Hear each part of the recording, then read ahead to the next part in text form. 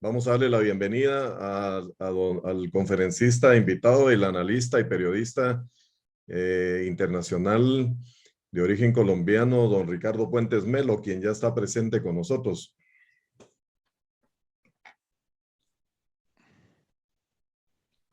¿Me escuchan bien ahí? Sí, sí, Ricardo, se te escucha bien. Perfecto. ¿Cómo han Muchas estado gracias, ustedes? Ricardo. Gracias por tu apoyo, gracias por esa actitud de ceder parte de tu tiempo personal y todas tus gestiones del día sábado para impartirnos y compartir tus conocimientos. Te doy la bienvenida en forma virtual a esta tierra del Quetzal y en nombre de los alumnos cursantes del nivel 1 del Instituto de Formación Política pues te damos la más cordial bienvenida. Si me permiten, compañeros, voy a presentar eh, rápidamente a don Ricardo Puentes Melo, un amigo a quien yo aprecio, admiro. Es, según desde mi perspectiva, una de las mejores plumas colombianas. Tengo mucho tiempo de conocerlo y he leído con mucho detenimiento y respeto todos los que son los ensayos y los libros que él ha escrito. Y si me permiten, voy a hacer un pequeño mínimo resumen de su hoja de vida, porque en realidad es bastante extensa, pero voy a tratar de concretarla a través de algunas líneas. Ricardo es un periodista, es un colombiano de corazón. Él ha dirigido durante muchos años un diario virtual que se denomina Periodismo Sin Fronteras. Periodismo Sin Fronteras ha sido un baluarte de la lucha por la libertad de los colombianos, por la lucha de los principios occidentales y cristianos que nos identifican a todos los que latinoamericanos bien nacidos, que amamos a nuestras naciones y que creemos en ese sueño de Bolívar de una América integrada. eh, Aparte de ello, ha escrito, como les decía, muchos ensayos. Es impresionante la cantidad de ensayos que ha escrito Ricardo, muchos libros también sobre temas de conflictividad, sobre temas de ideología, sobre los temas de conceptos de la guerra cultural que enfrentamos. Ha denunciado abiertamente y por eso reside actualmente en los Estados Unidos, porque fue perseguido por la izquierda y por otros sectores colombianos y regionales que estaban en contra de las denuncias que él ha hecho. Conoce exactamente cuál es la situación de su país y de Latinoamérica. Conoce tal vez mejor que nadie la situación de los grupos insurgentes colombianos. Yo he leído con mucho detenimiento, eh, con mucho respeto, todas las publicaciones que ha hecho con respecto a ese conocimiento profundo que tiene de las FARC y sus orígenes, la situación actual, el Ejército de Liberación Nacional, el M-19, conoce los perfiles de los actuales políticos colombianos, conoce los antecedentes y su ligazón con grupos insurgentes, la situación latinoamericana. En realidad es un experto en todo lo que es el tema de la conflictividad a nivel de nuestra región y de la guerra subversiva que atacó y que llevó tanta destrucción y sigue llevando a la República de Colombia y a Latinoamérica.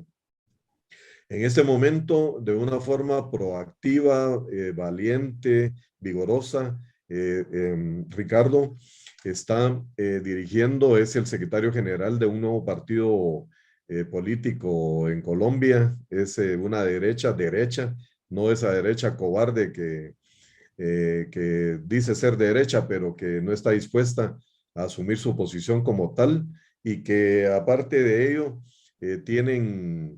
son rosados, son así light. El partido que dirige Ricardo se llama Nueva República. Es un partido del cual yo tuve el honor de ser invitado en Bogotá, para cuando fue fundado Y aparte de ello, pues he venido haciéndole seguimiento conjuntamente con otros grupos de amigos que esperamos que Nueva República llegue a ser un referente en realidad de ese nacionalismo puro, desinteresado, vivo y nacionalista que tiene, que representa a Ricardo y el grupo de dirigentes que lo llevan hacia adelante. Bienvenido, Ricardo. Con todo aprecio, te escuchamos. Él nos va a hablar sobre la ideología, sobre las ideologías, sobre conceptos que él conoce muy bien y que en este momento en que se esboza y se dice repetitivamente de que las ideologías, ya no hay ideologías, eso en realidad no es así. Él nos va a dar su versión, nos va a dar una versión académica, una versión vivencial y pues muchas gracias, Ricardo. Muchas gracias, buenos días. Ha pedido, como dice aquí el amigo Oscar Platero, el capitán Oscar Platero, que hable sobre ideología a este selectísimo grupo de participantes. Es un tema que he venido trabajando hace algún tiempo y que comparto por primera vez acá, tal como lo describiré. Este tema de la ideología es un tema vital, importante, porque la mayoría de las personas, sobre todo en nuestra América Latina, se pierden en los vericuetos de la definición entre lo que es izquierda, lo que es derecha, lo que es comunismo y capitalismo, lo que es fascismo, lo que es nazismo, budismo, tercera vía, uribismo, etcétera. Las ideologías comprenden una visión del mundo. Eso es una ideología. Es, es una visión del mundo, del hombre, de la vida. Es un conjunto de ideas. Como lo definen muchos, una cosmogonía. Las ideologías mencionadas atrás de fascismo, nazismo, etcétera, producen mucha confusión entre las personas que tratan de explicar cómo un Hitler puede ser de derecha o de izquierda, o cómo un Mussolini, que era un comunista militante, diseñó una ideología fascista que unos consideran de izquierda y otros de derecha. Otros han decidido dividir el mundo entre dos ideologías que tienen mucho en común: capitalismo y comunismo. Y muchas veces nos perdemos también en esas vanas discusiones. Quienes creen que el mundo se divide entre capitalismo y comunismo, capitalismo de los buenos, por supuesto, y comunismo de los malos, no pueden explicar de la mano del pensamiento de Adam Smith la debacle monetarista, la debacle capitalista de estos tiempos que ha sumido a millones en la pobreza bajo la excusa del libre mercado, y que se sumen en esos vericuetos, repito, de la disputa entre la teoría de Schopenhauer de que el desarrollo del mercado provocaría su propia crisis debido al agotamiento del consumo, en contraste con Marx, con quien discutían este tema, que afirmaba que la crisis del capitalismo se daría por la contradicción entre el capital y el trabajo, que llevaría a la lucha de clases. Algo muy confuso, no hay que negar, es algo muy confuso. Es innegable, es inocultable que el eje financiero de la economía capitalista ha provocado la más grave crisis económica de los albores del siglo XX, la crisis de los años del año 1929, una crisis mundial bajo un sistema capitalista, y nadie puede explicarla, ni perdonarla, ni decir un momentico, esto fue producto del comunismo o qué, eso fue capitalista. Cuando para salir de la misma crisis que produjo el capitalismo, se implementaron políticas de izquierda, al decir de hoy, keynesianas, con más Estado, más obra pública, más inversión estatal, más subsidios, contrarios a la esencia de lo que conocemos como capitalismo, como libre mercado. Esos fueron ajustes neoliberales de los últimos 40 años. Quien quiera puede ver el libro La insubordinación fundante de Marcelo Gullo. Es un libro muy interesante. Por el lado del marxismo, casi nadie ha dejado de ser marxista cuando se entera de los crímenes de Stalin, de Trotsky o Bakunin, ni los capitalistas han dejado de ser capitalistas por los crímenes de un Madoff. ¿Quién lo recuerda a Madoff? La estrella financiera, el gran capitalista, un estafador con los fondos de inversión, ni por Lehman Brothers, la quebrada consultora global que condujo la crisis del 2009, capitalista. Ni siquiera han abandonado el capitalismo por un especulador financiero que usa el capital como un método de lucha ideológica, que es George Soros. Él es capitalista y él es también comunista. No hay ninguna contradicción esencial entre estos dos sistemas. Eh, Tampoco nadie ha dejado de ser un comunista, un marxista por los crímenes de Mao, ni ha dejado su ideología por Franco, ni por Bush, ni por Clinton, ni por los Castro, ni por Uribe, ni por Chávez. Muchos de los que estamos viviendo en estos países de Latinoamérica de donde somos procedentes, muchos confundidos aplauden que en estos países, que en nuestros países capitalistas se hagan negocios con el Partido Comunista Chino. Eso sucede en Colombia, sucede en muchos países de Latinoamérica, pretendidamente capitalistas, haciendo negocios con el comunismo chino, que es enemigo de la libertad, es esclavista, es ladrón, es asesino, es narcotraficante. En Colombia tenemos un Álvaro Uribe que es quien inicia frontalmente la entrega del país a los chinos, mientras que su último pupilo plasmó en acuerdos y contratos esa postración al marxismo maoísta. Por los lados también de la ideología religiosa tenemos que los crímenes de la Iglesia Católica, de los luteranos, de los calvinistas, de todas las ideologías de la cristiandad, todos han cometido terribles crímenes. Ninguno ha dejado de ser socialista cuando se observan los delitos de sus partidos socialistas, ni dejan de ser católicos por los crímenes de la Inquisición, ni deja de ser musulmán por los crímenes de su ideología militante que comete asesinando católicos, protestantes, judíos. Los sionistas tampoco han dejado de serlo cuando el sionismo se adentra en el área del terrorismo. Los contenidos ideológicos, la ideología viene en contenidos diversos, aunque conserven la raíz, la esencia que les dio su nacimiento. Mencionamos el tema de las religiones, sucede en las religiones.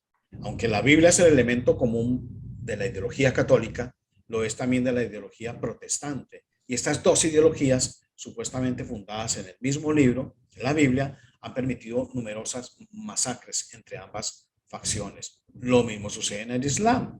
Tiene su base en el Corán, pero sus seguidores se esparcen en ese espectro de fundamentalistas a moderados, igual para el judaísmo, que se debate entre la revelación escrita, que son las escrituras hebreas, y la revelación oral que Dios le dio supuestamente a los privilegiados rabinos y que ellos llaman el Takanot, que tiene más validez, según los rabinos, que la misma palabra escrita de Dios. Tal vez en este punto ustedes se están preguntando si todo eso es la ideología. ¿Existe una certeza ideológica? ¿Hay certezas ideológicas? Antes de contestar eso, mi experiencia personal fue que durante muchos años observé esas inútiles discusiones para definir lo que sería la derecha, la izquierda, el centro, centro izquierda, centro derecha, la combinación de ambos que llaman la tercera vía, que en Colombia se conoce como uribismo, que es capitalismo con sentido social, que no es otra cosa que la aplicación gradual de la doctrina de Mao en el caso de Colombia. Muchos confunden aún más la cosa cuando se adentran en ese laberinto del marxismo cultural, tratando de detectar qué y quiénes son marxistas culturales, en qué tópicos, bajo qué estrategias se cobijan para llevar a los engañados hasta quién sabe dónde, qué infiernos supuestos desconocidos, donde nos van a consumir en el fuego eterno del comunismo. Todos ignoran que ya estamos, y ojo con eso, en toda nuestra América Latina atrapados en esos infiernos. Mientras discutimos sobre quién es de derecha o quién es de izquierda y qué pruebas de sus declaraciones o actos o hechos tenemos para decirlo, a la luz de otros ideólogos que estaban igual de perdidos, nos estamos cocinando en el fuego lento de ese quinto pailón ideológico. Quienes en nuestro continente creen que el portar un uniforme de la policía, eso sea en toda nuestra América Latina, incluso en Estados Unidos, que portar un uniforme de la policía o del ejército hace a la institución, a sus hombres, gente de derecha, no pueden explicar esa lógica del pensamiento cuando ven los uniformes de Hugo Chávez, de Castro, de Mao, de Stalin. Mucho menos pueden entender por qué los ejércitos de Cuba, Venezuela, Nicaragua, China, Corea del Norte son enemigos de la libertad, enemigos de la derecha. El ser militar o policía es ser de derecha. Hay otro mito. Desde hace unos años, repito, encontré que solamente hay dos ideologías que he compartido en algunas conferencias. Esas dos grandes ideologías son humanismo y cristianismo. no hay más. Y voy a explicarlo por qué. Las dos grandes visiones entre las que se divide el mundo en cada aspecto de nuestra vida, ya sea la sexualidad, la educación de los hijos, la concepción de la patria, el derecho al trabajo, el rol del matrimonio, la definición del Estado, el papel del hombre y de la mujer en la sociedad, los derechos de los individuos. Todo eso se concreta desde la época del Renacimiento en esas dos grandes ideologías que surgieron como ideologías académicas en esa época, y son esas dos grandes ideologías que gobiernan el mundo, que son el cristianismo y el humanismo. Todas nuestras revoluciones que hemos vivido desde el Renacimiento son hijas, la mayoría, del humanismo. La Revolución Francesa, la Revolución Bolchevique, la Revolución Rusa, las revoluciones de nuestra América Latina, todas son hijas del humanismo. La Revolución de Estados Unidos es hija del cristianismo, pero eso es otro tema. El globalismo es humanismo. Hemos escuchado ese término, globalista. Eso es humanismo. Es una religión. Es una religión que así muchos no quieran usar esa palabra, es demoníaca. Se opone directamente al cristianismo. Se opone a Dios. El humanismo, el globalismo se opone a eso. Independientemente de si se cree o no se cree en Dios, hay una realidad que existe por fuera de si la aceptamos o no. Los imperios, los grandes filósofos de la antigüedad estaban conscientes de esa realidad espiritual y la han usado desde entonces para esos mismos fines globalistas. La Organización de las Naciones Unidas lo sabe y tiene como un órgano consultivo, eso no es secreto, eso no está hermético, eso es público en su página. La ONU tiene como órgano consultivo de difusión de su agenda educativa una institución teosofía, que es nueva era, es luciferismo, que nació bajo el nombre de Lucifer Trust, confianza en Satanás, así de sencillo, y que se encarga del material de doctrina que llevan a todas las naciones a aceptar ese gobierno globalista, literalmente guiado por el líder de esta organización, que ellos reconocen como Lucifer, que es el verdadero Dios según ellos, según la ONU, tal y como lo asegura el mismo órgano consultivo de la Organización de las Naciones Unidas, sin ningún pudor, sin ningún temor. El humanismo es enemigo del propósito de Dios para la humanidad. El humanismo es el enemigo del ser humano. Como filosofía ideada por el hombre, el humanismo es un movimiento intelectual desarrollado en la Europa durante los siglos XIV y XV, que rompiendo todas las tradiciones escolásticas medievales y exaltando en su totalidad las cualidades propias de la naturaleza humana, en eso consiste el humanismo, pretendía descubrir al hombre y darle un sentido racional a su vida, tomando como maestros a los clásicos griegos y latinos, paganos, cuyas obras redescubrió y estudió el humanismo. Otra definición de una enciclopedia dice: se denomina humanismo al sistema de creencias centrado en el principio de que las necesidades de la sensibilidad y de la inteligencia humana pueden satisfacerse sin tener que aceptar la existencia de Dios, y la predicación de las religiones, lo que se aproxima al laicismo o las posturas secularistas. Se aplica como denominación a distintas corrientes filosóficas, aunque de forma particular al humanismo renacentista, caracterizado a la vez por su vocación filológica clásica, por su antropocentrismo frente al teocentrismo medieval.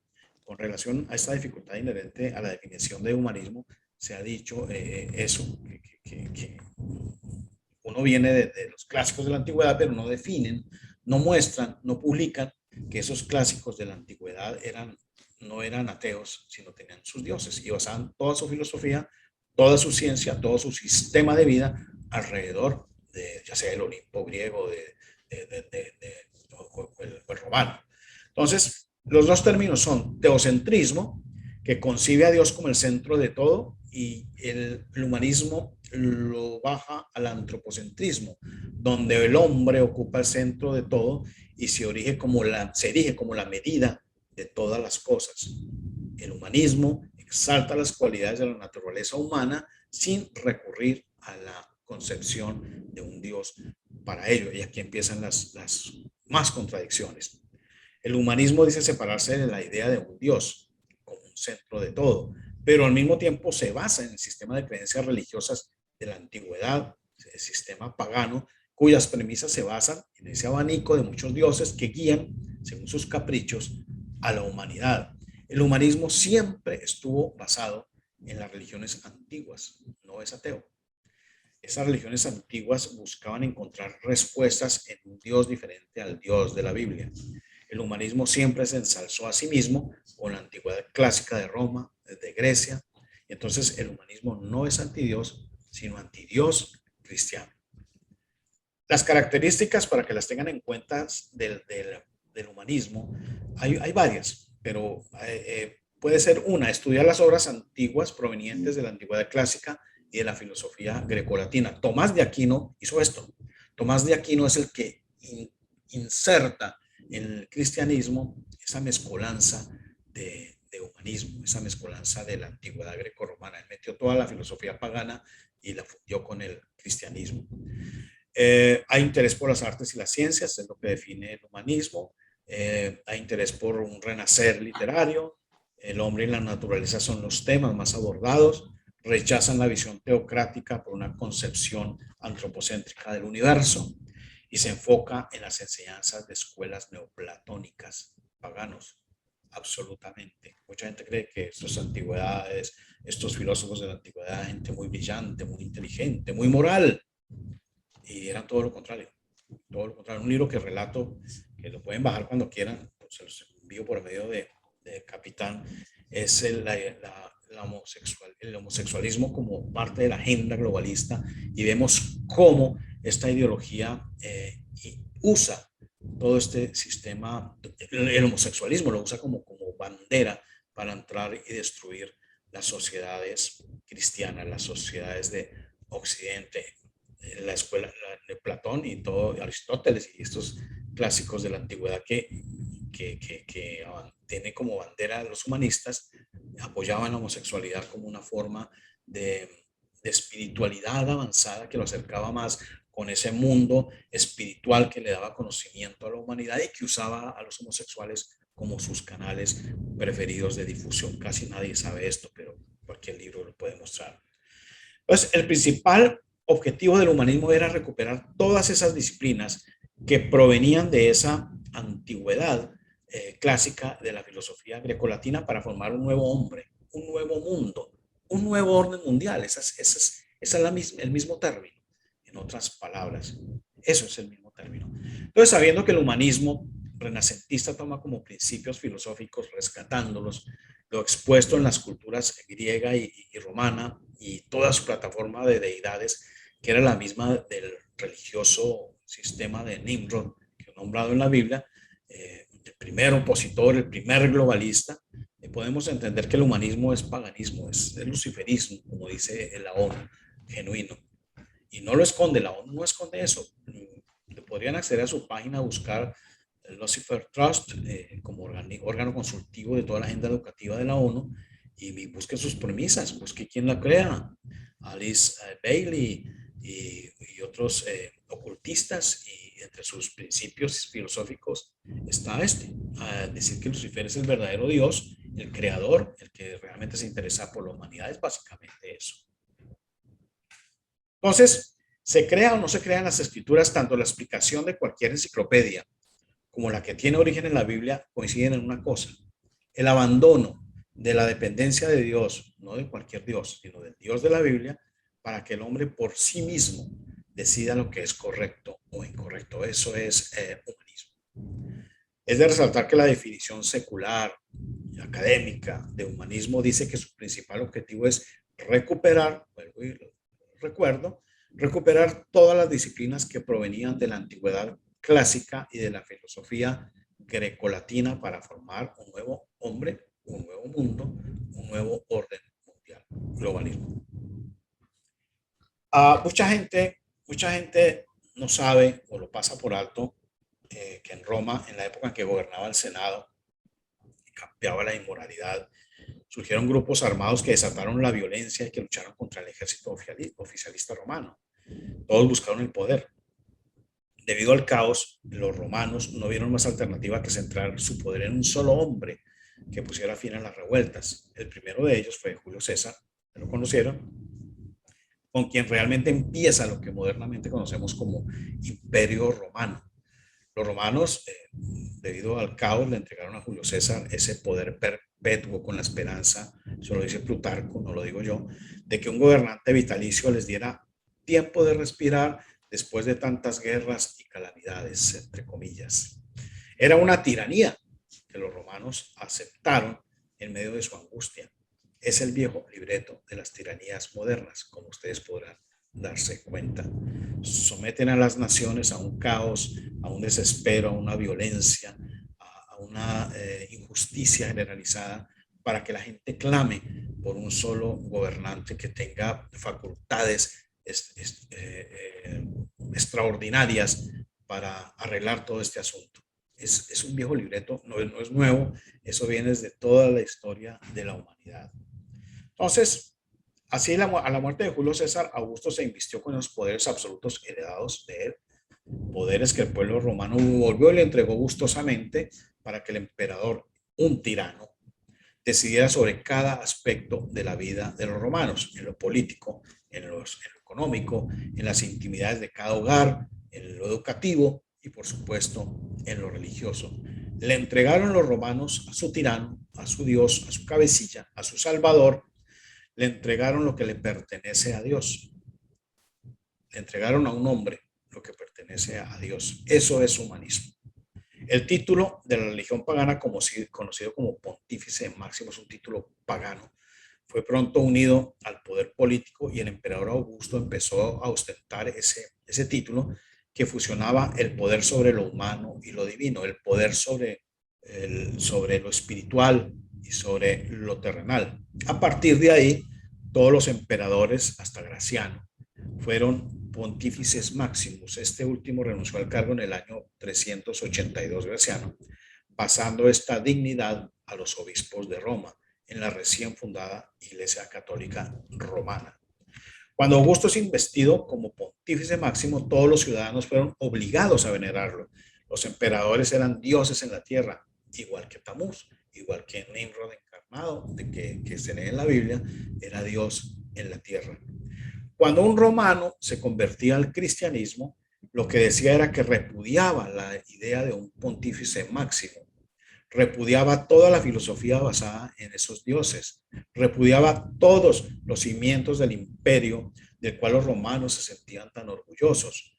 Por ello es que no bien un romano se convertía al cristianismo, era expuesto a la muerte.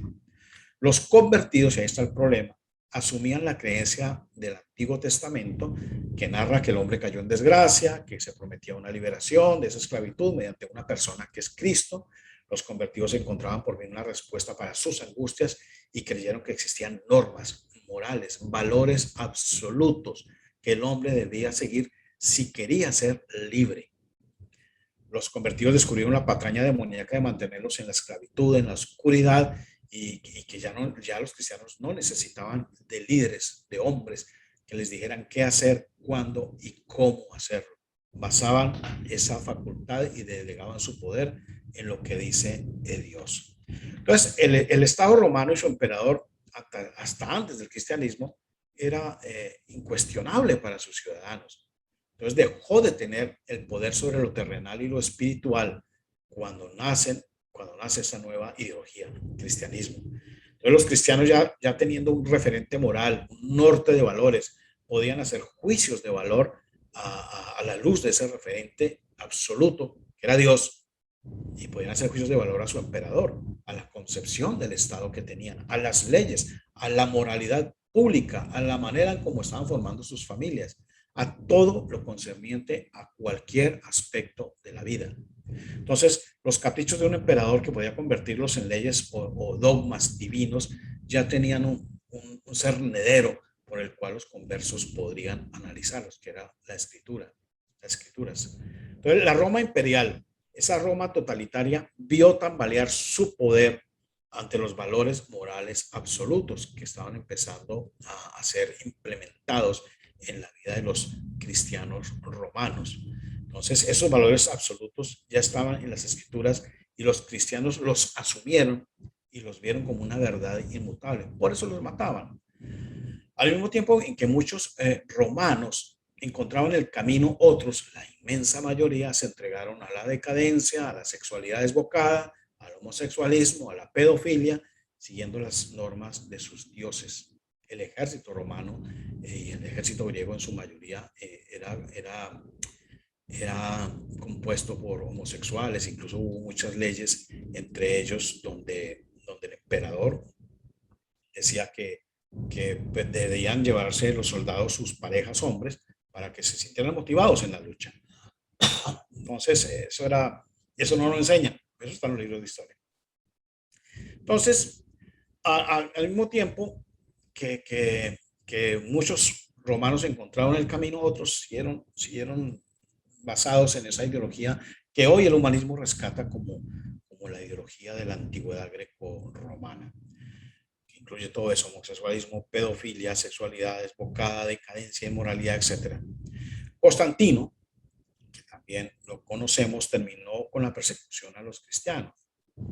Teodosio constituyó al cristianismo como la religión oficial del imperio.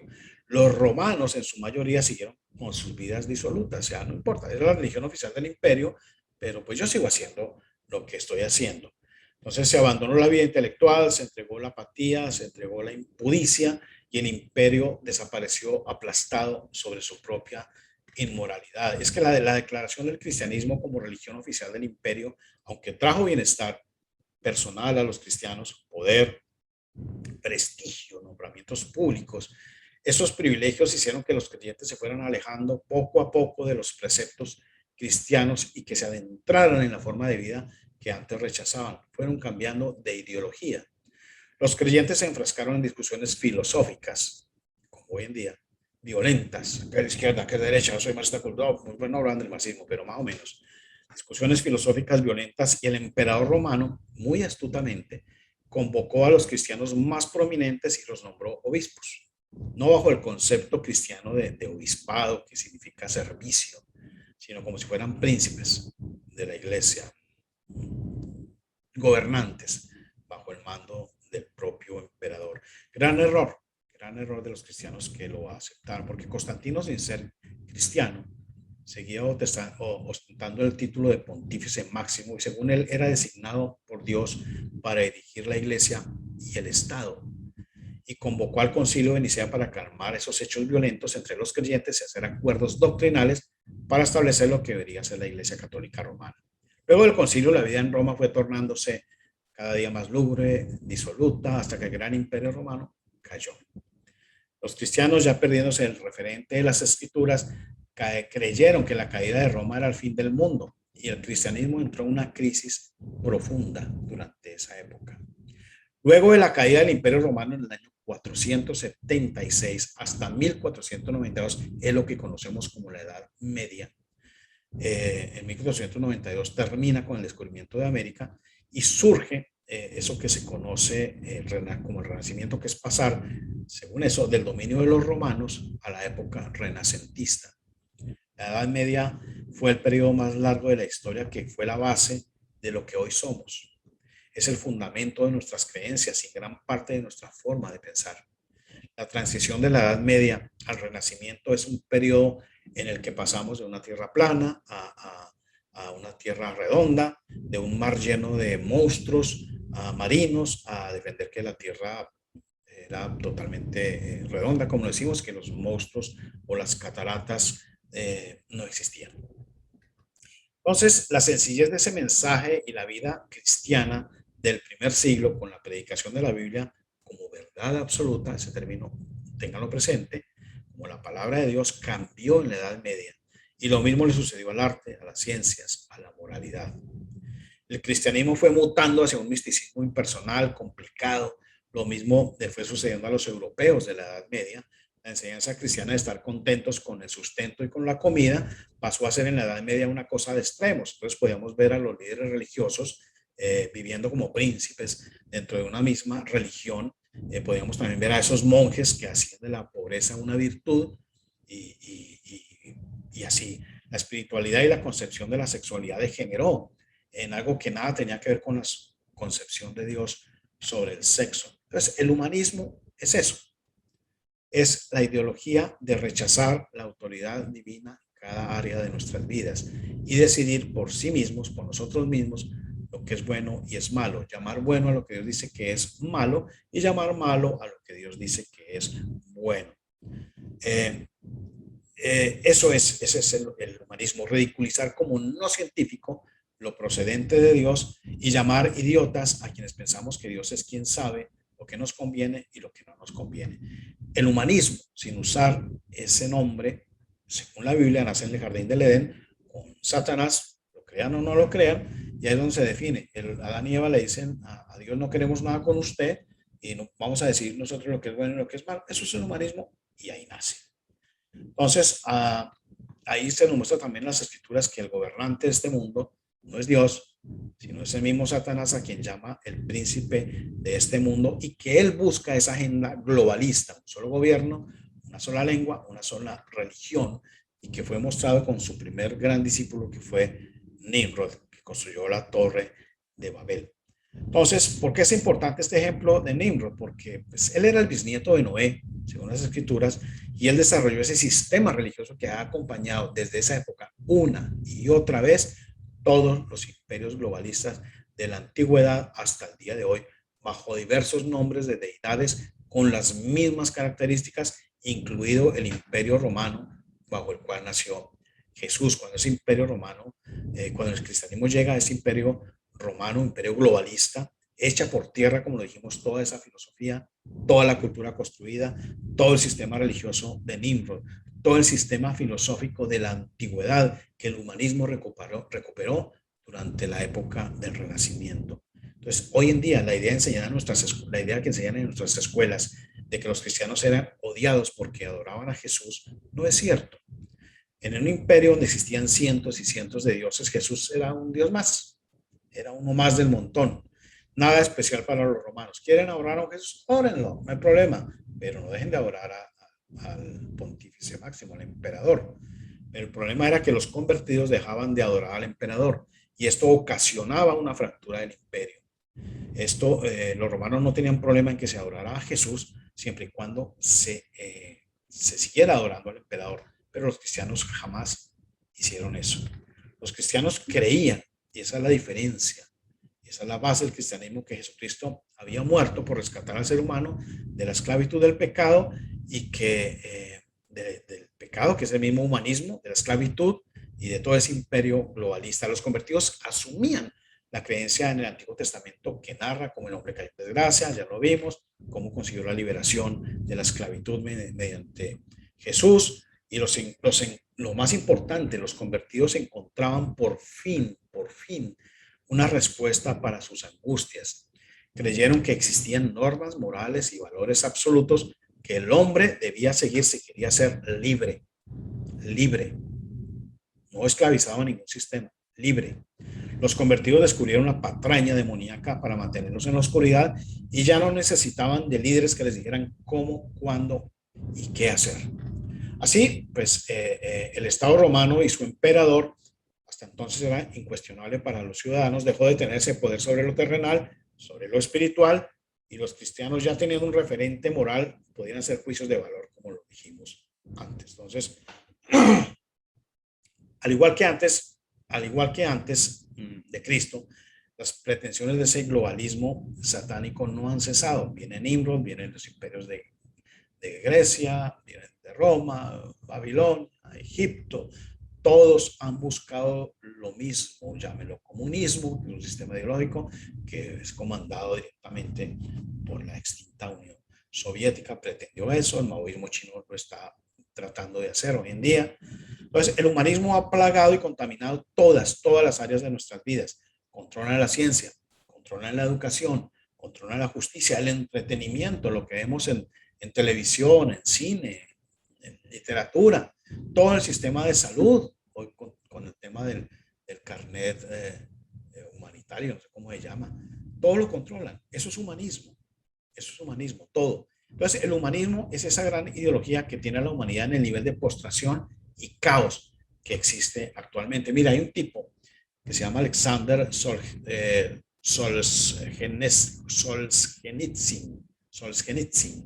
No sé si lo han leído, es un novelista, fue escritor escritor, historiador ruso. Él murió en el año 2008. Dice que este señor, dice el New York Times, es un genio literario cuyo talento coincide con el de Dostoyevsky, con el de Tolstoy. O sea, no es muy conocido. Ya vamos a ver por qué. Este tipo, Solzhenitsyn, nació poco después de la Revolución Rusa de octubre. Creció rodeado de propaganda comunista durante su juventud, por lo cual no es sorprendente que fuera un ateo. Era un ateo soviético militante, pero su historia es la de un ateo marxista que se convierte al cristianismo. En su discurso ante la premiación en Templeton el 10 de mayo de 1983, Solzhenitsyn afirmó que el marxismo militarizado es producto directo del ateísmo. Él, sin tener muy definido lo que era el humanismo y el cristianismo, sí supo que había dos grandes corrientes, el ateísmo y el cristianismo, y que el ateísmo se deriva todo esto, incluso el marxismo. Dijo él: una vez más, Dostoyevsky, quien sacó a partir de la Revolución Francesa y su odio furioso contra la Iglesia, la lección de que la revolución necesariamente debe comenzar con el ateísmo. Marx era demoníaco, era satánico. Eso está reseñado en el libro que prometo enviarles a través de Capitán Platero. Está reseñado quién era Marx. Marx no era un tipo que en un momento le ocurrió. Todo esto del comunismo tiene sus orígenes en el mundo espiritual, creámoslo o no. Ahí están las cartas de Marx definiendo eso. Están publicadas, las publiqué en el libro. Entonces, es absolutamente cierto, sigue diciendo acerca de Solzhenitsyn, pero el mundo nunca antes ha conocido una impiedad tan organizada, militarizada, tenazmente malévola como la practicada por el marxismo. Dentro del sistema filosófico de Marx y Lenin y en el núcleo de su psicología, el odio a Dios es el principal impulsor. Esa es la gran diferencia. Hay dos grandes ideologías: Dios y quienes odian a Dios. Punto. Entonces, el ateísmo militante no es meramente incidental o ambiguo en la política comunista, dice este premio Nobel. No es un efecto secundario, sino el eje central del comunismo. Lo que es más, los eventos de la Revolución Rusa solo pueden comprenderse ahora, a finales de siglo, cerca del segundo plano de lo que desde entonces ha ocurrido en el resto del mundo. Lo que emerge allí es un proceso de significación universal. Y si me llamara a identificar brevemente el rasgo principal de todo el siglo XX, también en ese caso yo sería incapaz de encontrar algo más preciso y conciso que repetir: una vez más, los hombres han olvidado a Dios. Esa es la gran diferenciación entre humanismo y entre comunismo. Esas son las dos grandes ideologías. No nos perdamos por yo soy 80% el liberal clásico, 20% un poquitico de marxismo cultural, pero no mucho. Yo soy de derecha, no, nada. Eso es el que cumple y obedece a Dios y el que no lo hace. O conózcalo o no lo conozca. Sigue diciendo el premio. No ve lo que es más. Los eventos de la Revolución Rusa solo pueden comprenderse ahora, a finales de siglo. Bueno, ya lo dijimos, los hombres han olvidado a Dios, es lo que dice él. Los fallos de la conciencia humana privada de su dimensión divina han sido un factor determinante en todos los grandes crímenes de este siglo, dice Solzhenitsyn en el año de 1984. Él también, este historiador ruso, novelista, también expresó su desdén al materialismo imperante en todos los sistemas libertinos modernos. Dijo, cito entre comillas: nuestra vida no consiste en la búsqueda del éxito material, sino en la búsqueda del digno crecimiento espiritual. Toda nuestra existencia terrenal no es más que una etapa de transición en el movimiento hacia algo más alto, y no debemos tropezar y caer, ni tampoco hemos de quedarnos por más tiempo sin dar frutos o subir un peldaño de la escalera. Las leyes materiales por sí solas no explican nuestra vida ni le dan dirección. Las leyes de la física y la fisiología jamás revelarán la forma indiscutible en la que el Creador constantemente, día tras día, participa en la vida de cada uno de nosotros, incansablemente otorgándonos la energía de la existencia. Cuando esta ayuda nos deja, morimos. Y en la vida de todo nuestro planeta, ese espíritu divino ciertamente se mueve, no con menos fuerza. Debemos entender esto en nuestra hora más oscura y terrible. Otro fragmento que me interesó de la extensa obra de este señor es una entrevista que le hicieron. Le hizo Joseph Pearce. Un periodista británico declaró, le pregunta, un periodista británico declaró recientemente que usted cree que Rusia ha destronado las maldades del comunismo solo para reemplazarlos con las maldades del capitalismo. ¿Es esta una declaración que expresa de forma razonable la postura de usted? Y si es así, ¿cuáles cree que son los peores males del capitalismo? Alexander Solzhenitsyn dice, en diversos momentos a través de los años he tenido que demostrar que el socialismo, que para muchos pensadores occidentales es como una especie del reino de justicia, estaba de hecho lleno de depresión, de represión, de codicia burocrática, de corrupción, de avaricia, y siendo consistente en sí mismo, ya que el socialismo no puede llevarse a cabo sin ayuda de la coerción. La propaganda comunista a veces incluiría frases como adjuntamos casi todos los mandamientos del evangelio en nuestra ideología. Yo siempre he dicho, lo personal, digo que el marxismo es una impostura cristiana porque sus preceptos son sus principios, su utopía es lograr lo que quiere lograr el cristianismo, pero quitando a Dios como factor determinante. Entonces, este señor, premio Nobel, dice lo mismo, el socialismo no puede llevarse a cabo sin ayuda de coerción. La propaganda comunista dice, adjuntamos casi todos los mandamientos del evangelio en nuestra ideología. La diferencia es que el evangelio pide que todo esto sea alcanzado por medio del amor a través de la autolimitación, más el socialismo solo utiliza la coerción. Este es un aspecto. Entonces, sin ser tocados por el aliento de Dios, sin restricciones en la conciencia humana, tanto capitalismo como socialismo son repulsivos. Eso es exactamente lo que yo creo. Entonces, lo único que se le opone al cristianismo, porque mucha gente que piensa, no es que lo contrario al comunismo es el capitalismo, pero vimos los ejemplos anteriores. Capitalistas haciendo cosas que no tienen nada que ver con Dios, que no tienen nada que ver con lo que consideramos que la derecha, basada en valores morales absolutos, pues, ¿qué es eso? China tiene un sistema capitalista. Lo único que se le opone al cristianismo no es eso, no es que esté basado en religiones, en opiniones de teólogos, en eruditos formados en las escuelas humanistas. No hablo de ese cristianismo, que es el único que se le puede oponer al globalismo, al humanismo. No hablo de ese que desde los púlpitos roban a las ovejas, que les impiden acceder directamente a la verdadera fuente, a la fuente de verdad, que es el mismo Jesucristo, quien definió en esa frase cuando le preguntaron qué era la verdad, cómo diferenciarla de la mentira, o sea, ¿dónde estamos parados? ¿En la derecha, en la izquierda? ¿En qué espectro ideológico estamos? ¿Cómo sabemos? ¿Cómo vamos a encontrar esa verdad? Jesucristo contestó, tu palabra es verdad, y eso es cierto. Para descubrir esa verdad hay que ir a la fuente, sin intermediarios, sin nadie que se nos interponga entre esa verdad y nosotros. Y de eso se trata. Hasta aquí, muchas gracias, Oscar, y estimados participantes. Muchas gracias, Ricardo. La realidad es que nos has llevado a hacer un recorrido histórico por todo lo que son las fuentes de las ideologías actuales cuando analizamos las corrientes políticas contemporáneas y vemos esa división que permanece polarizando a nuestras sociedades entre lo que es izquierda y derecha y todo lo que es la tercera vía, como bien lo describías. Pues nosotros, algunos de una forma tal vez gráfica o más tratando de asimilar la conceptualización del comportamiento con el pensamiento. Definimos aún todavía nuestras participaciones políticas como orientadas hacia la derecha o hacia la izquierda, basados en esa forma de pensamiento que surgió de la Revolución Francesa, pues, ¿verdad? Y cómo se integraba, digamos, su congreso, etcétera.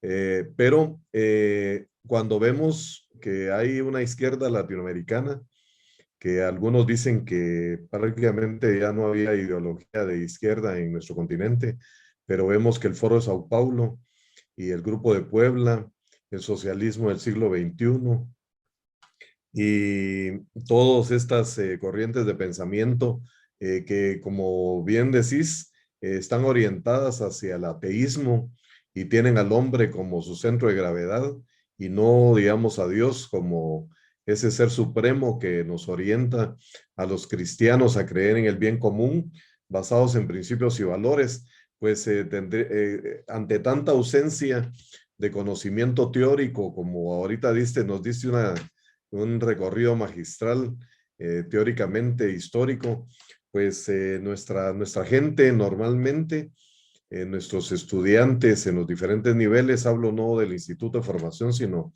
de otros, sobre todo la juventud, no entienden porque no conocen la historia.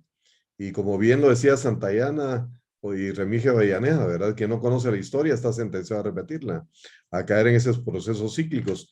Entonces, pues por ahí creo que eso ha hecho que se persista para tener más o menos cómo ubicar esas corrientes de pensamiento y en esa, tal vez un poco alejados de ese pensamiento tan profundo como el que nos hablaste hoy, pues porque el marxismo, leninismo siempre ha sido ateo, ¿verdad? O sea, eso lo sabemos. Y el humanismo, socialismo siempre ha estado ligado al hombre como centro de gravedad, digamos, y hacia una exaltación de él y no, digamos, del ser supremo, ¿verdad? Entonces, yo, pues, en lo particular te agradezco bastante esa exposición, como siempre, muy profunda en cuanto a lo que expones.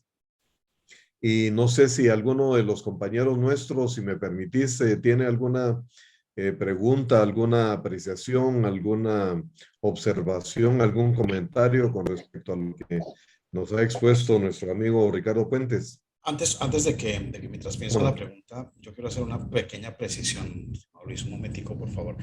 Hay marxistas, leninistas creyentes. ujú. Eso se llama teología de la liberación. Nació en el seno de la Iglesia Católica. Gustavo Petro se define como un hombre creyente que considera que Jesús, el de la Biblia, era un revolucionario, un guerrillero. Y lo mismo Chávez.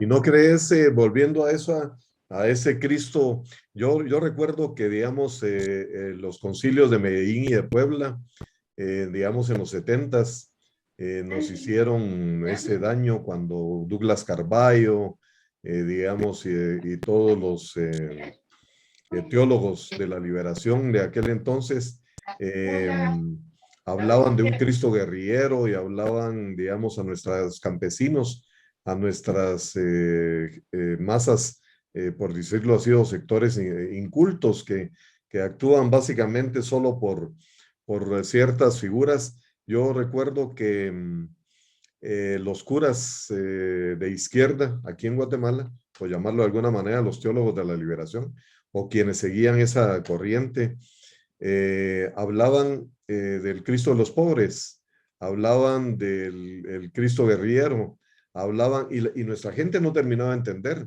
pero lo que sí entendía era que alguien con una sotana les estaba hablando y señalando el camino. Entonces ellos creían que estaban siguiendo a ese Dios universal que es omnipresente, que es, digamos, quien en realidad vela por toda la humanidad, ¿verdad? Y por nosotros. Pero eso solo era una forma de instrumentalización de la fe para, digamos, aglutinar grupos de gente con poco conocimiento en dirección hacia la insurgencia, pues, ¿verdad? Solo esa acotación para hablar de los teólogos. Yo no sé si Petro creerá en Dios o no en la realidad, porque del dicho al hecho hay mucho trecho, ¿verdad? En realidad él fue Pero, educado por jesuitas, estudió en Lovaina, estudió con jesuitas toda su vida. Y el M19 surge la teología de la liberación. Dice algo muy importante. Nombran a Jesucristo, y la gente les cree, pero poca gente verifica con las escrituras si lo que le están diciendo es cierto o no. Que Cristo es guerrillero, muéstrenmelo por favor con la Biblia. No lo hacen, no pueden porque no pueden. Entonces dicen, no, los únicos que tenemos la autoridad espiritual o intelectual para entender las escrituras somos nosotros, los teólogos, los educadores universitarios, los no sé qué, y la gente tiene que creer en lo que nosotros decimos. Si no, es hereje. Entonces, lo que yo dije aquí hoy es, hay que ir a la fuente directamente. Perfecto. Por ahí alguien estaba, perdón, Guillermo. Buenos días, Ricardo. Mucho gusto de conocerlo. Ya había escuchado de usted anteriormente. Ha sido citado en otras charlas en las que yo he estado presente. Sí, su fama de buen disertador pues no se queda corta para nada. Lo felicito por el conocimiento tan extenso que tiene. Con relación a lo que usted dice del Jesús comunista, del Jesús subversivo, del Jesús guerrillero, yo he estudiado ampliamente la fuente, como usted lo llama, por cerca de 32 años casi. Yo por ningún lado veo, digamos, cómo poder justificar una figura de esta naturaleza. ¿Cómo lo califico yo? No sé qué piense usted con relación a esto, pero ¿cómo lo califico yo?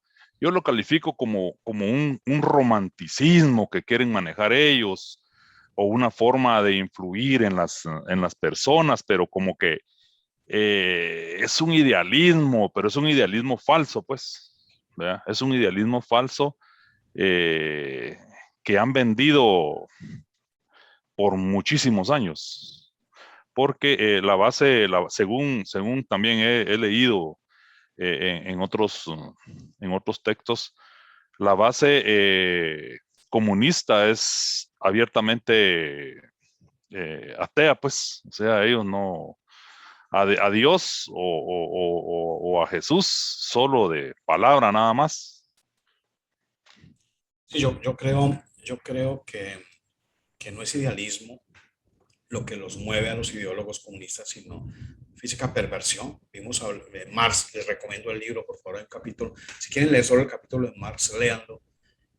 Cuenta como Marx, desde muy pequeño, educado por otro miembro de una secta ocultista, no recuerdo su nombre en ese momento, escribía cartas y decía, yo quiero acabar con todo lo que Dios ha sembrado en esta tierra, decía el mismo Marx.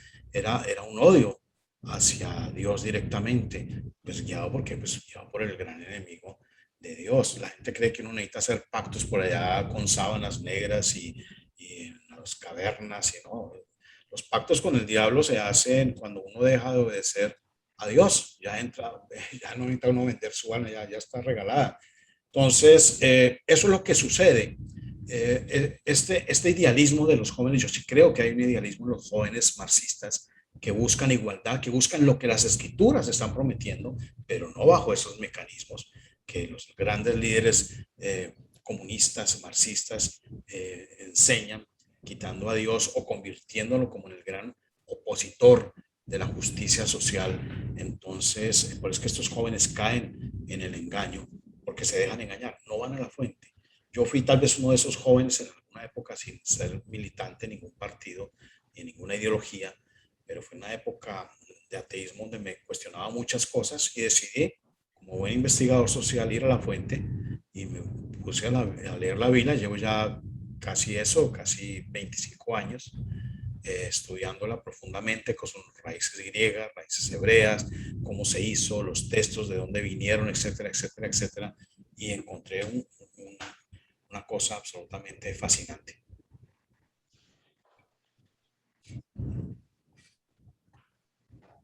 Víctor Hernández quiere participar, mi capitán. ¿Cómo no? Víctor, por favor. Gracias, Oscar. Muchas gracias, Ricardo. Mucho gusto.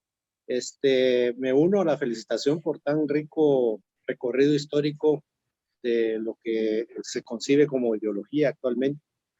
Y también me quedan algunas dudas. No sé si comprendí bien y a ver si Ricardo me orienta un poco. Cuando se menciona esa postura dual que mencionaba muy bien Ricardo, humanismo versus cristianismo, como ideologías únicas, ¿cómo queda una persona que no cree en Jesucristo como Dios, pero sí cree en un Dios? ¿Se vuelve automáticamente humanista? ¿O cuál sería esa postura? Por un lado. Por otro lado, En la conferencia pasada, el expositor invitado nos compartió un poco en la pregunta directa sobre un nuevo orden mundial y nos comentaba que la ONU viene fracaso tras fracaso. Entonces, dentro de esta concepción que tú tienes, Ricardo, se puede considerar a la ONU como un ente líder de ese nuevo orden mundial humanista. Bien, la primera, quien cree en un Dios, mire, lo dijo una candidata que nosotros tenemos, se llama María Fernanda Cabal. En eso se resume la filosofía de la ONU, que es, no importa si se llama Buda, Lama, Krishna, Alá, como sea, todo es lo mismo, un solo Dios, o como le dice la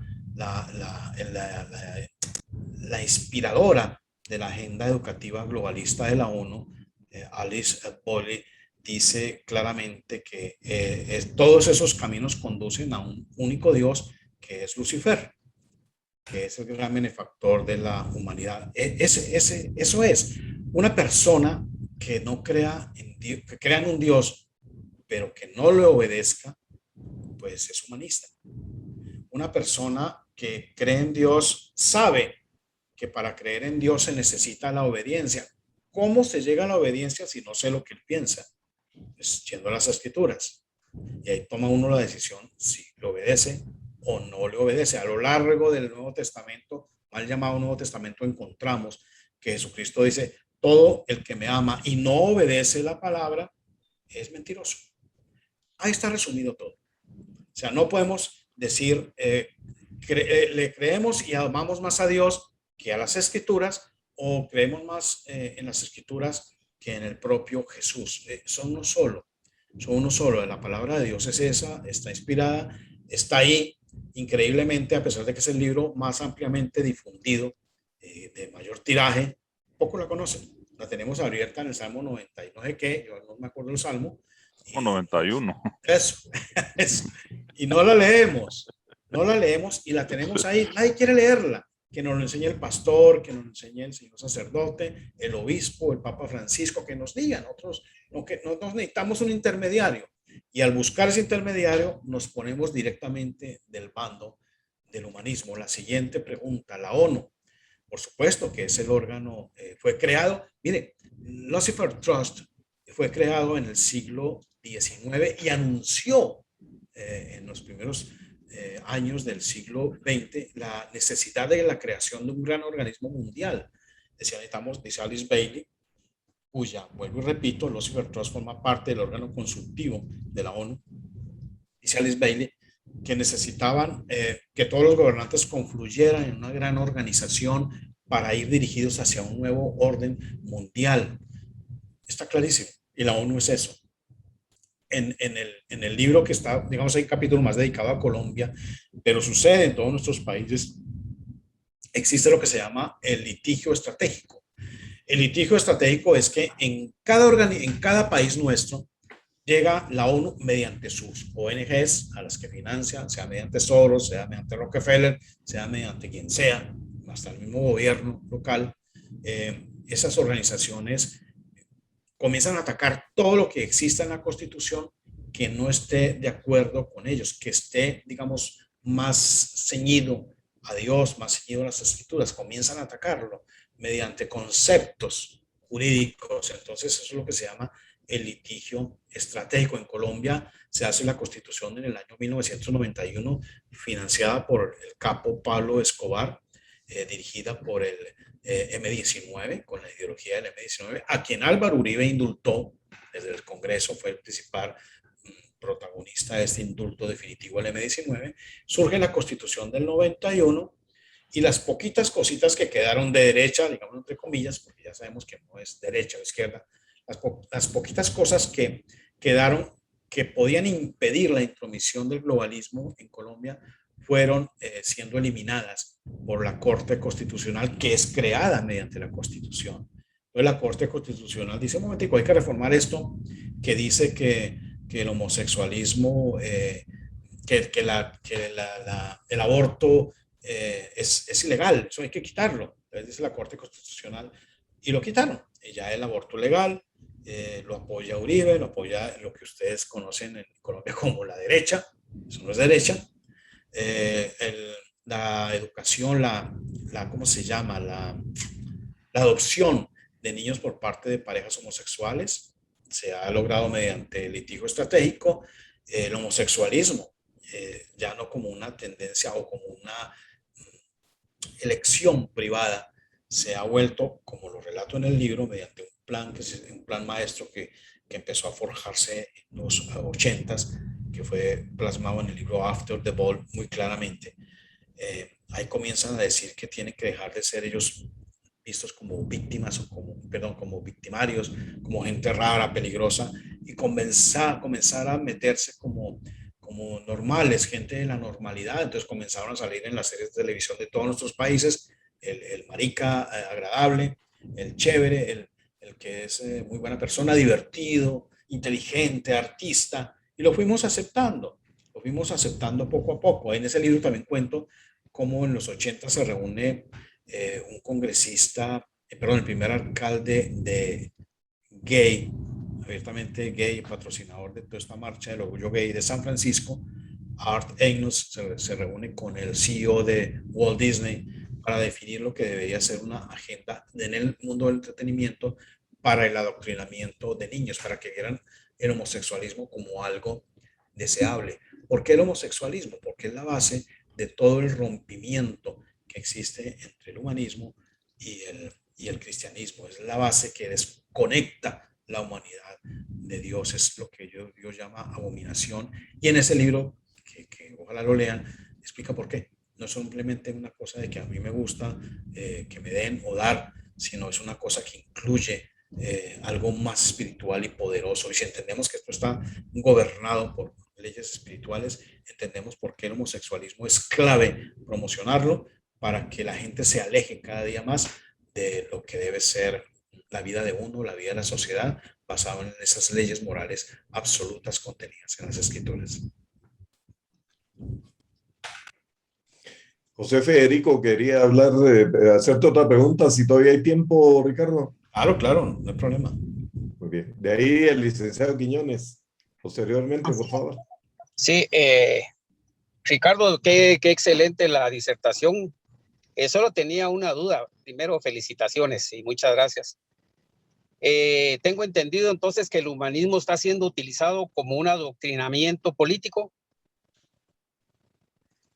Adoctrinamiento político, social, ideológico, en salud, en todo. El humanismo es eso, es esa gran corriente ideológica que saca al derecho de Dios a gobernarnos. Ya no decide Dios que somos libres, que la libertad que nos dio Dios ya no sirve, sino que depende del gobierno o del líder de turno, y como tal, si nos los da el Estado y no Dios la libertad, el Estado puede quitarnos esa libertad, como está sucediendo hoy alrededor del mundo con todo ese tema del pasaporte, del COVID y todo eso. José Federico quería hablar. Solo una mención, en realidad. Quería agradecer y felicitar a don Ricardo Puentes Melo por esta conferencia en la que nos ha dado una perfecta dicotomía de cuáles son los principios fundamentales de dónde derivar cualquier ideología. Porque lo que nos define o nos describe como humanismo, tal vez es lo que le hemos llamado materialismo, porque cuando habló sobre Adam Smith o David Ricardo o Carlos Marx, la verdad es que con todos sus planteamientos los dos iban a parar en un materialismo. No hay trascendencia hacia lo que no sea satisfactores del hombre como hombre, de la filantropía de Dios, todos por amor al hombre, no por amor a Dios.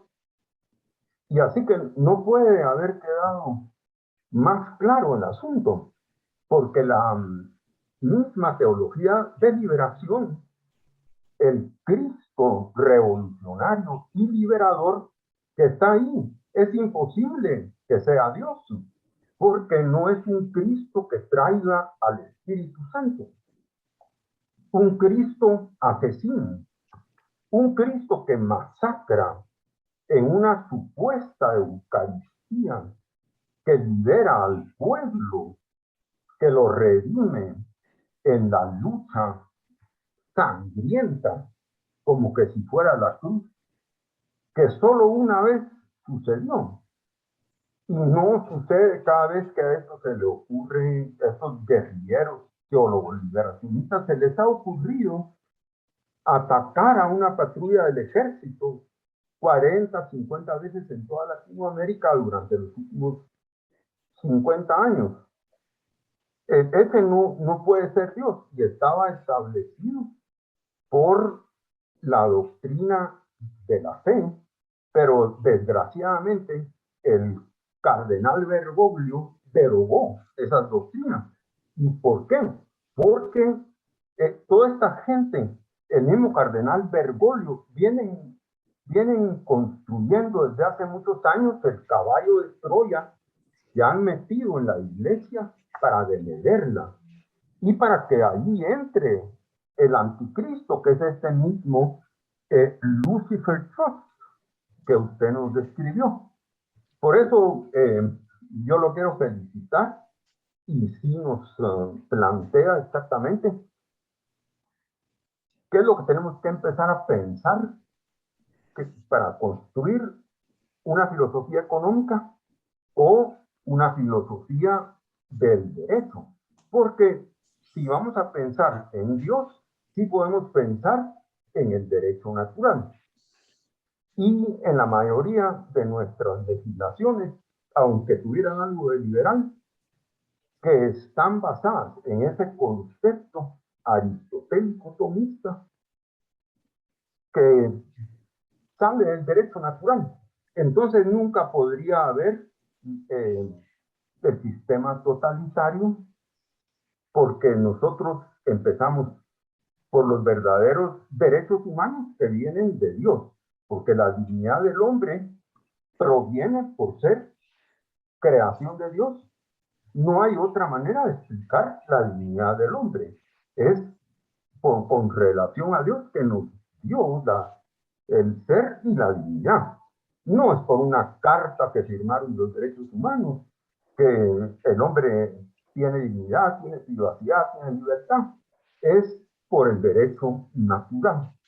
Muchas gracias, don Ricardo Fuentes Melo. Solo me faltaba preguntarle si usted de casualidad no es catedrático en un seminario teológico dominico que enseña usted la suma teológica.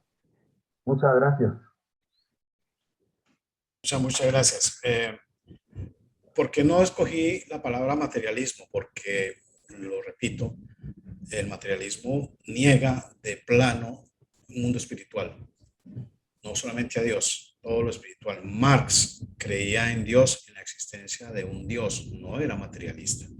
La ONU no es materialista porque cree en la existencia de un mundo espiritual y de hecho le da su poder a esos monarcas espirituales que lo definen uno solo como Lucifer. Por eso no me refiero al materialismo, porque no es materialismo en sí, eso es el engaño. Tampoco estoy muy de acuerdo con el término de derecho natural. Eso fue lo que hizo, como acertadamente lo dijo usted, Tomás de Aquino. Un derecho natural. ¿Por qué Tomás de Aquino, conociendo la palabra, conociendo las escrituras que eran negadas a la gente del común, de la cristiandad de la época, por qué evitó usar el término derecho de Dios? Siempre le puso derecho natural. Eso viene del naturalismo, viene de la diosa Rea, de la madre tierra, de Gea. Por eso tenemos hoy la agenda globalista, ecologista del Día de la Tierra. La Carta de la Tierra está incluida en el libro que les prometo que encontrarán interesante. Ahí está descrito toda esa agenda ecológica y cuál es su connotación espiritual. Todo eso tiene un sentido. no me atrevería a decir que es derecho natural, porque dentro de ese derecho natural surge la psicología evolutiva, toda la teoría de Darwin, que era parte muy cercano a esta gente que creó la ONU más adelante, de la supervivencia del más apto, y bajo esa premisa que va en contra de lo que Dios dice, es que ha habido tanta guerra, tanta maldad, tanto caos, tanta masacre en este mundo. Si enseño, sí, he enseñado en varias conferencias y todo. Estoy organizando algo muy específico para el tema del conocimiento, ya sobre las escrituras en sí, pero obviamente tiene aplicación a todo lo que vimos, incluso la política local, la política mundial, temas de salud, como esto del COVID, todo esto tiene que ver. Es que ese humanismo ha dicho, momentico, hay que separar iglesia de Estado, pretendiendo decir que los curas y los pastores no pueden dominar, que no pueden, pero un Estado no se puede concebir sin la ausencia de ideas acerca de Dios, como nació el caso de Estados Unidos. Ese es el remedio. Ha cometido Estados Unidos muchísimos errores, como incluir esa agenda humanista en su gobierno, pero surgió como una gran constitución. La Constitución americana es la única constitución basada en el cristianismo. La Revolución Francesa, repito, es humanista, y como tal fue pues tan violenta, y pues tuvieron que hacer como unas 15 constituciones y hubo como unas 7 revoluciones francesas en menos de 3 años. Entonces, ese cuentico de que los que están a mi derecha y los que están a mi izquierda, ahí sale la izquierda, eso es mentira. Eso es mentira. Esa revolución francesa, como la revolución bolchevique, como la revolución cubana, como las revoluciones nuestras de independencia de España, son revoluciones basadas en el humanismo. La revolución americana, repito, es basada en el cristianismo.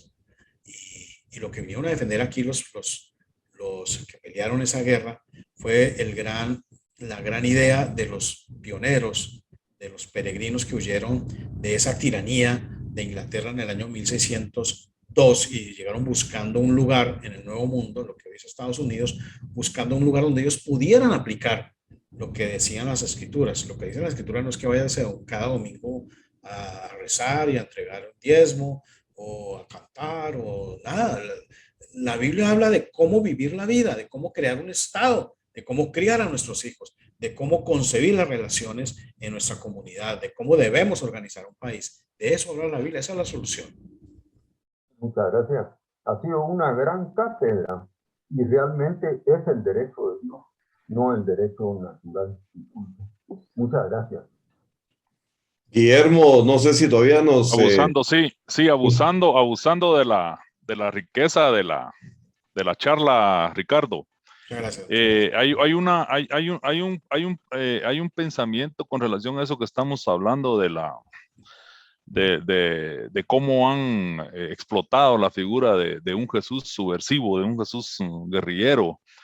Es increíble, y esto lo tenemos que tomar nosotros muy en cuenta, incluso en nuestra preparación, porque como usted bien dice, nos quedamos con lo que dice la ONU, nos quedamos con lo que dice el gobierno, nos quedamos con lo que dicen las autoridades religiosas, llámese pastor evangélico, apóstol o obispo, padre, cura, lo que sea, nos quedamos con eso y no vamos, digamos, a la parte del cuestionamiento. Yo pienso que eso nos hace falta mucho. No es que yo cuestione todo, sino que lo tenemos que llevar, digamos, a un punto en donde realmente nosotros nos consideremos convencidos o nos convenzamos de que lo que nos están diciendo está lleno de valor, ¿ya? De hecho la organización así se llama, valor, que está lleno de valor. Con esta emergencia médica que estamos viviendo, lo podemos ver clarísimamente. Regresando al punto del Jesús guerrillero, es increíble poder entonces comprobar en base a lo que hemos escuchado, cómo una persona con una ideología totalmente de izquierda, digamos balanceada hacia el humanismo, hace creer a las personas que existe un Jesús que abogue por el pobre y que quiere matar con un rayo fulminante al rico. Es increíble venir y concluir que a Jesús, en realidad, ¿quién lo mató? Lo mató el humanismo que se generaba desde Roma. ¿Ya? Si tomamos en cuenta el hecho de que el humanista llama a lo bueno malo y a lo malo bueno, ¿ya? En ese punto no sé qué diga usted. Y con relación a lo otro, el humanista quiere llevar, digamos, la figura humana a un contexto, a un compendio en donde el hombre por naturaleza es bueno. Cuando la fuente, como usted lo llama, la fuente nos dice que debemos de cuidarnos incluso de nosotros mismos, porque en cualquier momento nosotros podemos caer, digamos, en errores. Y el que tenga un mayor concepto de sí mismo, pues que tenga cuidado de eso, ¿verdad? O sea, tenemos una serie, en la fuente tenemos una serie de normas, pasos y procedimientos en donde no nos podríamos perder, pero se confunde mucho con religión. Y ni siquiera llegamos a entender qué significa la palabra religión, o sea, ese relego, esa relación, ¿verdad? Porque religión es eso, es una relación. Y estamos llamados a un vivir, a un simple relego. Con relación a eso también no sé qué diga usted. Y como tercer punto, no hay mejor libro de economía que el libro de números, por ejemplo. En eso yo que he tenido la oportunidad de hecho, en la actualidad yo soy catedrático universitario y cabalmente en las ciencias económicas, ciencias financieras y ciencias contables, matemático-contables, yo he tenido la oportunidad de poder compartir ciertas cosas en lo que a economía se refiere. No hay mejor ejemplo de manejo de riqueza que el libro de números, y no quiero llevar a nadie, no confundamos esta plática de la ideología, no quiero llevar a nadie, yo digamos, a un punto religioso, los quiero motivar a un punto práctico. Bueno, Jesús sí vino a abogar por los pobres, eso no es mentira, eso es cierto. Me hace recordar, mientras estaba hablando, de la gente de derecha en mi país, que habla de que ayudar al pobre es asistencialismo estatal, eso es comunismo, aléjense. Yo decía, ¿dónde queda la misericordia? ¿Dónde queda la caridad cristiana? Y el modelo, como usted dice, el modelo bíblico, está hablando de eso. Jesús dice, siempre habrá pobres entre nosotros. Y hacían ahí, en el Antiguo Testamento, los diezmos, que no era dinero, como lo hablan los pastores, sino era comida, cosas de estas, eran distribuidos entre la gente que no tenía. Eso siempre ha sido así y funciona. ¿Por qué siempre ha habido pobres? ¿Por qué habrá pobres? Porque este es un sistema, un mundo controlado por Satanás, dice la Biblia. Entonces, el arreglo que Dios tiene cristiano es eso: ayúdense unos a otros, entre ustedes, señores, porque en ese momento legalmente el sistema es de Satanás, pero hay maneras de que uno puede funcionar desde la perspectiva de Dios antes de que llegue, para quienes creemos, Jesucristo de nuevo a arreglar todo este desmadre que causaron desde hace casi 6,000 años. Entonces, eso es lo que es, eso no hay que tenerle temor a eso. La Biblia sí habla de que yo qué hago con 50,000 hectáreas de tierra que no van a producir nada. Eso es cierto.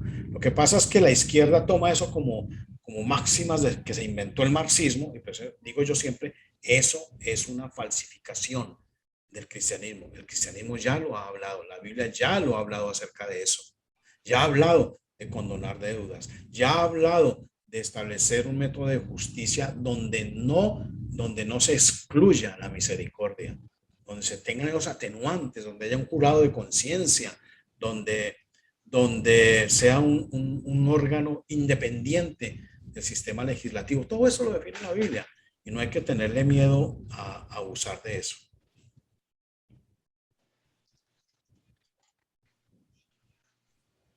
Muchas gracias, Ricardo, en atención a tu agenda que es tan apretada y yo sé que decidiste brindarnos un poco de ella para ilustrarnos.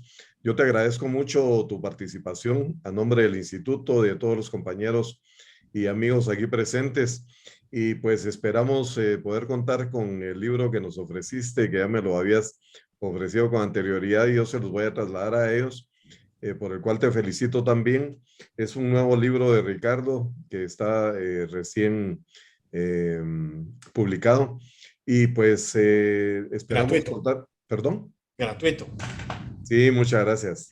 Y esperamos contar con tu conocimiento, con tu experiencia y con tu apoyo a futuro.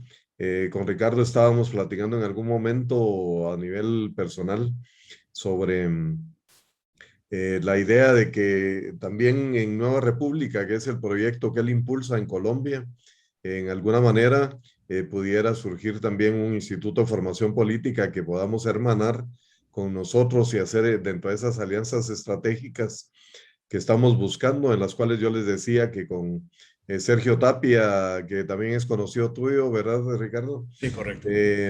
También en el Perú está trabajando, nuestros amigos salvadoreños ya están trabajando en esa dirección. Entonces, prácticamente parece que en el Uruguay, José Araujo y algunos amigos también están haciéndolo por ahí. Pero mil gracias, Ricardo. Estamos en contacto, siempre en la lucha. Y pues nuestro agradecimiento y un fuerte abrazo. Muchas gracias, Oscar. Gracias a Guillermo, Marcos, José Federico, Gabriel, Víctor, José y a otros 20 que no sé los, pero sé que están ahí. Un saludo, muchísimas gracias y honrado de estar acá.